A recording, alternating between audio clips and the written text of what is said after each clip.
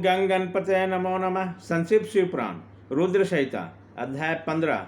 सती के तपस्या से संतुष्ट देवताओं को कैलाश में जाकर भगवान शिव का स्तमन करना। ब्रह्मा जी कहते हैं, नारद, एक दिन मैंने तुम्हारे साथ जाकर पिता के पास खड़ी हुई सती को देखा। वह तीनों लोक की सारभूता सुंदरी थी। उसके पिता ने मुझे नमस्कार करके तुम्हारा भी सत्कार किया। यह देखकर लोक लीला का अनुसरण करने वाले सती ने भक्ति और प्रशंसा के साथ मुझको और तुमको भी प्रणाम किया। नारद, तदंतर सती की ओर देखकर हम और तुम दक्ष के दिए हुए शुभ आसन पर बैठ गए। तत्पश्चात मैंने उस विनय सेना पर बालिका से कहा, सती, जो केवल तुम्हें ही चाहते हैं, तुम्हारे मन में भी एकमात्र जिनकी ही कामना है, उन्हीं सर्वेश्वर जगदीश्वर महादेव जी को तुम पति के रूप में प्राप्त करो। शंभे, जो तुम्हारे सिवा दूसरे किसी स्त्री को पत्नी रूप में न तो ग्रहण कर सकते हैं, न करते हैं, न भविष्य में ही ग्रहण करेंगे, वे ही भगवान शिव तुम्हारे पति हों। वे तुम्हारे ही योग्य हैं, दूसरे के नहीं। नारद, सती से ऐसा कहने पर मैं दक्ष के घर में देर तक ठहरा। फिर उनसे विदा ले मैं और तुम दोनों अपने अपने स्थान को चले आए। मेरी बातों को सुनकर दक्ष को बड़ी प्रसन्नता हुई। उसकी शारीरिक मानसिक चिंता दूर हो गई। उन्होंने अपनी पुत्री परमेश्वरी को समझकर गोद में उठा लिया।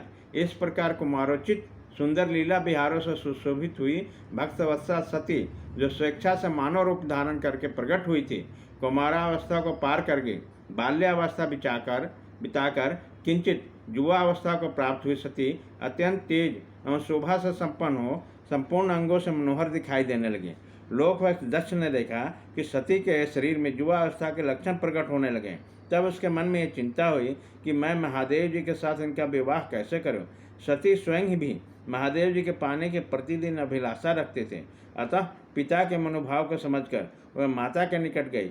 विशाल बुद्धि वाली सतीरूपणी परमेश्वरी शिवा ने अपने माता बिरनी से भगवान शंकर के प्रसन्नता के निमित्त तपस्या करने के लिए आज्ञा मांगी। माता की आज्ञा मिल गई। अतः दृढ़तापूर्वक व्रत की पालन करने वाले सती ने महेश्वर के रूप में पति के रूप में प्राप्त करने के लिए अपने घर पर ही उसकी आराधना प्रारंभ की। आश्विनी मास में नंदा, प्रतिपदा, षष्ठी और एकादशी तिथियों में उन्होंने भक्तिपूर्वक गुड़, भात और नमक चढ़ाकर भगवान शिव का पूजन किया और उन्हें नमस्कार करके उसी नियम के साथ उस मास को व्यतीत किया। कार्तिक मास को चतुर्दशी को सजाकर रखे हुए मालपुओं एवं खीर से परमेश्वर शिव की आराधना करके वे निरंतर उनका चिंतन करने लगे। मार्गशीर्ष मास के कृष्ण पक्ष की अष्टमी तिथि को तिल, जौ और चावल से हर की पूजा करके ज्योतिमय दीप दिखाकर अथवा आरती करके सती दिन बिताते थे। पौष मास के शुक्ल पक्ष की सप्तमी को रात भर जागरण करके प्रातःकाल खिचड़ी का नैवेद्य लगाकर शिव की पूजा करते थे। माघ की पूर्णिमा को रात में जागरण करके सवेरे नदी में नहाती और गीले वस्त्र ही तट पर बैठकर भगवान शंकर की पूजा करते थे। फागुन मास के कृष्ण पक्ष की चतुर्दशी तिथि को रात में जागरण करके उस रात्रि के चारों पहर में शिव जी की विशेष पूजा करते और नटों द्वारा नाटक भी कराते थे। चैत्र मास के शुक्ल पक्ष को चतुर्दशी के दिन वे दिन रात शिव का स्मरण करते हुए समय बिताते और ढाक के फूलों तथा दोनों से भगवान शिव की पूजा करते थे। वैशाख शुक्ला तृतीया को सती तिल का आहार करके रहती और नए जौ के भात से रुद्रदेव की पूजा करके उस महीने बिताते थे।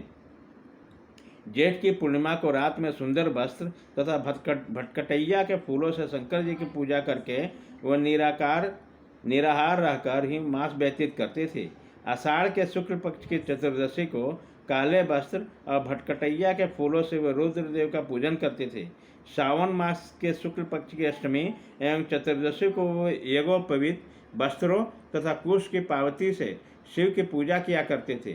भाद्र पक्ष के कृष्ण पक्ष की त्रयोदशी तिथि को नाना प्रकार के फूलों और फलों से शिव के पूजन करके सती चतुर्दशी तिथि को केवल जल का आहार किया करते थे। भांति भांति के फूलों, फलों और उसी समय उत्पन्न होने वाली अन्नों द्वारा वह शिव की पूजा करती और महीने भर अत्यंत नियमित आहार करके केवल जप में लगे रहते थे। सभी महीने में सारा दिन सती शिव की आराधना में ही संलग्न रहती थी। अपनी इच्छा से मानव रूप धारण करने वाली वह देवी दृढ़तापूर्वक उत्तम व्रत की पालन करते थे। उस समय नंदा व्रत को पूर्ण रूप से समाप्त करके भगवान शिव में अन्य भाव से रखने वाले सती एकाग्रचित्त बड़े प्रेम से भगवान शिव का ध्यान करने लगी और उसी ध्यान में वो निश्चल भाव से स्थित हो गए। मुने उसी समय सब देवता और ऋषि भगवान विष्णु और मुझको आगे करके सती की तपस्या देखने के लिए गए। वहाँ अगर देवताओं ने देखा सती मूर्तिमती दूसरी सिद्धि के समान जान पड़ती है, वह भगवान शिव के ध्यान में निमग्न हो उस समय सिद्धावस्था को पहुँच गए और समस्त देवताओं ने बड़ी प्रशंसा के साथ उन दोनों हाथ जोड़कर सती को नमस्कार किया। मुनियों ने भी मस्तक झुकाया तथा श्रीहरि आदि के मन में प्रीति उमड़ गई। श्री विष्णु आदि सब देवता और मुनि आश्चर्यचकित हो सती की तपस्या की भूरी भूरी प्रशंसा करने लगे। फिर देवी को प्रणाम करके वे देवता और मुनि तुरंत ही गिरश्रेष्ठ कैलाश को गए, जो भगवान शिव को बहुत ही प्रिय था।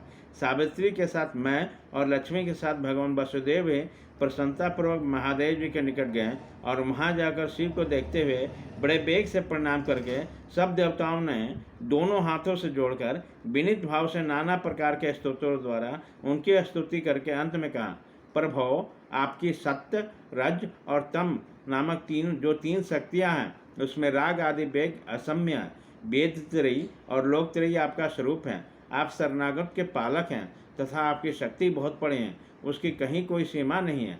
आपको नमस्कार है। दुर्गापते, जिसकी इंद्रिया दुष्ट है, वश में नहीं हो सकती, उसके लिए आपकी प्राप्ति का कोई मार्ग सुलभ नहीं है। आप सदा भक्तों के उद्धार में तत्पर रहते हैं, आपका तेज छिपा हुआ है। आपको नमस्कार है। आपकी माया शक्ति रूपा जो अहंग बुद्धि है, उससे आत्मा का स्वरूप ढक गया है, अतएव यह मंद बुद्धि जीव आपके स्वरूप को नहीं जान पाता।